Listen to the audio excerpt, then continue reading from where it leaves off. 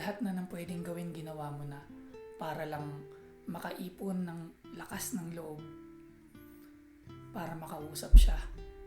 Lahat ng smile niya, lahat nung yung biglaang tingin niya, yung ilang beses na nag-slow mo yung buong mundo mo pag nakikita mo siya. Tapos lagyan mo pa ng Korean OST para solid yung drama, di ba? Napakaraming imagination. Dami mo nang naisip na ending ni crush mo. Napakaraming practice. Lahat na yata ng santo tinawag mo na. Kasi deep inside, naniniwala ka at alam mo sa sarili mo na darating din yung time na makamit mo na yung napakatagal mo nang inaasam-asam na happy ending yung dalawa. Yun na yata yung parang pinakamasarap na feeling na may experience ng isang tao, kaya lang hindi nangyari. Walang happy ending. Kasi dumating yung time na finally, for the first time, nakausap mo na si crush. Kaso, na-realize mo na hindi siya interested sa'yo. Yung feeling na hindi niya na-feel yung spark, yung kilig, na sobrang daming beses mong na-feel sa kanya. Alam mo, huwag kang mag-alala kasi hindi ka nag-iisa. Halos lahat tayo dinaanan, nadaanan, or madadaanan yung chapter na yan. Kung nag-iisip ka ng way na magkaroon ng chance na mabaliktad yung situation at magkaroon ng chance na ng possibility na maging interested siya sa'yo. Kung yun yung situation mo ngayon, nasa tamang channel ka kasi para sa'yo tong video na to.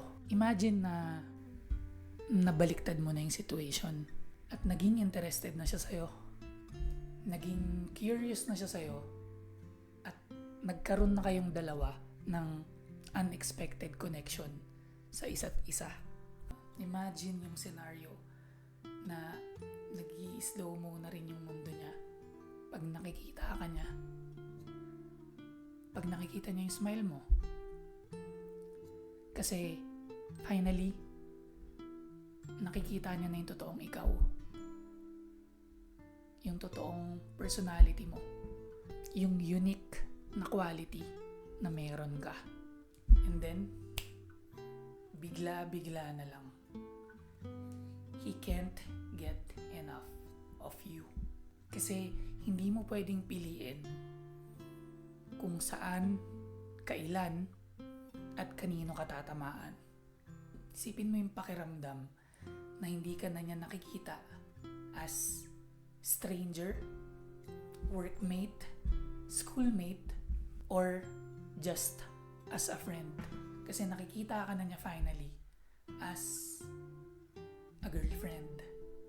Or kung mas maswerte ka, wife material. At na-feel niya na yung spark, yung kilig, at excited na siyang mas makilala ka pa. Mahirap bang ma-imagine? Sa tingin mo ba, sobrang labo niyang mangyari? Siguro, iniisip mo na, what if magmukha akong desperado or desperada na mabago ko yung isip niya? Or baka iniisip mo na, what if sinasayang ko lang yung oras ko na mapanalunan yung taong hindi naman talaga interested sa akin? And ayokong maging fake yung mga actions and words ko kasi baka bumaba yung tingin niya sa akin at tuluyan na akong mawalan talaga ng chance sa kanya. Kung yan yung pakiramdam mo ngayon lahat, kung yan yung iniisip mo, naintindihan kita. And gusto kong sabihin sa'yo na hindi ka nag-iisa. Kasi lahat tayo pare-parehas ng fears when it comes sa taong gusto natin. But the good news is, may mga small and simple strategies or techniques na pwede mong gawin na possibly magkaroon ng chance na mabago mo yung isip niya or mabago mo yung result, yung ending. And personally, naniniwala ako sa efforts na gawin mo muna lahat ng pwede mong gawin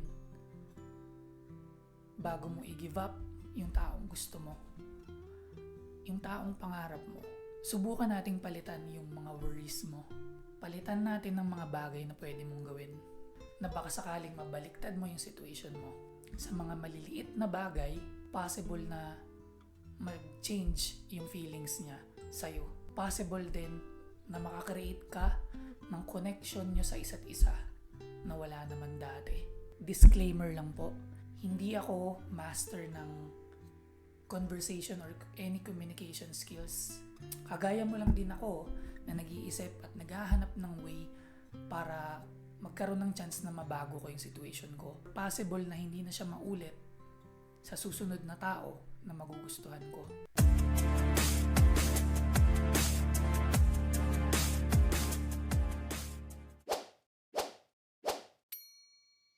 Welcome back to my channel. This is Level Up with Kenzo. Nagpo-focus tayo sa personal growth and development, mindset, health, wealth, relationship. Kung first time mo pa lang dito sa channel natin, wala tayong sponsor or big company or famous na tao na nagsusupport sa atin. Kaya naman, one of the best ways to support me is to click that subscribe button and hit that notification bell.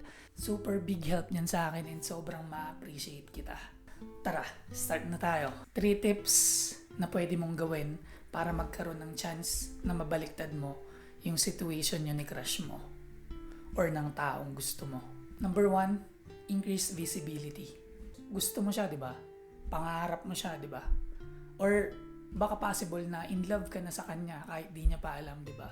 Kaya for sure, marami kang alam tungkol sa kanya. Or baka lahat ng bagay alam mo na tungkol sa kanya. Kasi addict ka sa kanya. Yung mga likes, dislikes, yung pormahan, hobbies, sports, games, movies, pati yung mga bars at clubs na pinupuntahan niya. Sa lahat ng bagay na gusto at ginagawa niya, pumili ka ng 2 to 3 things na sa tingin mo interesting at pwede mong gawin din. Kasi kailangan kanyang makita kung saan-saan para makakreate ka ng opportunity at makuha mo yung interest niya.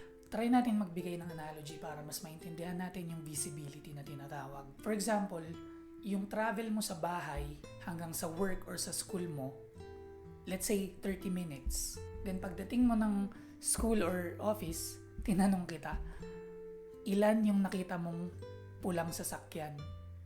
Simula sa bahay nyo hanggang dito. Siyempre, hindi mo alam yung exact na bilang, di ba? Kasi hindi ka naman nagpipay ng attention. So, wala kang idea. Ni manghuhula, hindi mo alam. And then after that, sasabihin ko sa'yo na, sige, bukas, pagpunta mo dito sa school or dito sa office, bilangin mo lahat ng red na car na makikita mo. Then kinabukasan, sinabi mo sa akin na meron akong nakitang 22 na red na car. What I mean is kung makikita ka ng crush mo or ng taong gusto mo sa mga lugar na pinupuntahan niya rin, magiging aware siya sa'yo at magiging curious siya sa'yo. Naalala ko nung high school ako, meron akong crush. Hindi ko sure kung aware siya sa akin or kung kilala niya ba ako or kung alam niya ba na crush ko siya. Then one time na-invite ako sa isang birthday ng common friend namin. Tapos nagkita kami doon. Nagkaroon ng time na nagkatabi kami. Tinanong niya ako kung paano ko nakilala yung birthday girl. So nagbatuhan kami ng stories at mga unforgettable moments at experience kasama yung birthday girl. Puro tawanan, puro comedy. Paano mo siya i-apply? Look for opportunities. At pumunta ka sa mga events at mga lugar na interested kayong dalawa. Kasi for sure nandun siya. Wala kang special na kailangan gawin. Just be yourself and be natural. Number 2, showcase your unique qualities. Lahat tayo may mga kanya-kanyang weird and special na mga bagay-bagay. Mag-focus ka, hayaan mong mag-shine yung unique qualities mo na yun. Naalala ko one time, meron kaming team building. And isa sa mga activities is kailangan namin mag-share ng weird things or hobbies na meron kami. Isa-isa kaming nagsalita sa harap at nagkwento. Siyempre, nandun yung crush ko, di ba? Alam ko na may mga alam ako about sa weird things niya. Kaya siyempre, kahit papano, inaral ko na rin. And then, alam kong all about aliens, yung weird things ko at yung weird things ng crush ko. ginamit ko yung opportunity na yun para i-share, ikwento, at marinig niya at makita niya na meron kaming similarities. Alam mo, after that, lumapit siya sa akin. Nagtanong siya sa akin about aliens. Hanggang sa yun ay naging bonding namin. So every time na meron siyang question, meron siyang story, meron siyang bagong nalaman about aliens, ako yung kinakausap niya. Ako yung tinetext niya. Ako yung tinatawagan niya. And that feels great and special para sa akin. Paano mo siya gagawin? Share mo yung mga hobbies, passions, unique qualities, at yung mga weird things about sa'yo hanggang sa makarating sa kanya. Number 3, build friendship first. Umpisahan mong mag-build ng friendship para maging komportable kayo sa isa't isa. And alam mo, through that, magkakaroon siya ng bagong perspective kung paano kanya titingnan. Makikita niya yung totoong ikaw, yung masayahin na ikaw, yung kind and soft-hearted na ikaw. Sobrang laki ng chance na ma-develop yung feelings niya sa'yo naturally. Naalala ko before na may naging crush ako. Hindi niya alam actually. Kasi nag-focus ako sa pagiging friends namin. Hanggang sa nagkakasama na kami sa mga fun activities and adventures, yung mga outings, beach trip, and then she started seeing me differently. Nag-focus ako as being friends with her. And sobrang dami kong na-discover ng mga fun qualities at fun sides niya. And mas lalo akong na-attract sa kanya. Since nag-focus ako being as friends, wala akong nararamdamang pressure. Naipakita ko yung totoong ako at yung walang halong pagpapa-impress. And nakita ko rin na sobrang dami naming similarities sa mga bagay-bagay. And then dumating yung time na na-curious siya at nakita niya ako na possibly maging more than friends. Paano mo siya i-apply? Ibahin mo yung approach mo from gusto mo siya to friends lang kami. Mag-focus ka sa paggawa ng mga bagay, mga memories na na-enjoy nyong dalawa or na-enjoy nyo as a group at nandun kayong dalawa. Kasi pag nag-focus ka as friends, walang halong pressure ng romance or love. Palagi mong tatandaan, every step you take is a progress. Enjoyin mo yung journey of getting to know him na chapter ng love story niyong dalawa. Alam ko at niniwala ako na darating yung time na mapapansin ka rin niya. Makikita ka rin niya. Darating yung time na matatawa ka na lang kasi ang dami mong pinaggagawa para lang mapunta siya sa'yo. That's a wrap. Recap lang tayo. Number 1, increase visibility. Number 2, showcase your uniqueness. Number 3, build friendship first. I just wanna say thank you so much for watching this video until the end. I encourage you na mag-try ka this week ng isa sa mga tips dito sa mga napag-usapan natin. And then please let me know kung ano yung magiging reaction niya. Interested akong malaman kung ano yung mangyayari sa'yo at kung paano mo siya i-apply. Please let me know in the comments. Sana hindi ko nasayang yung oras mo.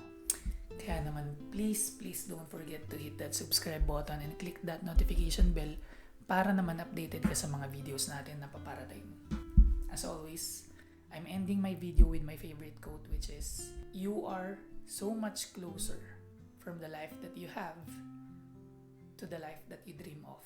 You are one like, one comment, one subscribe, one video, one decision, one person away from a completely different life." Naniniwala ako sa'yo. Proud ako sa'yo. Good job ka today.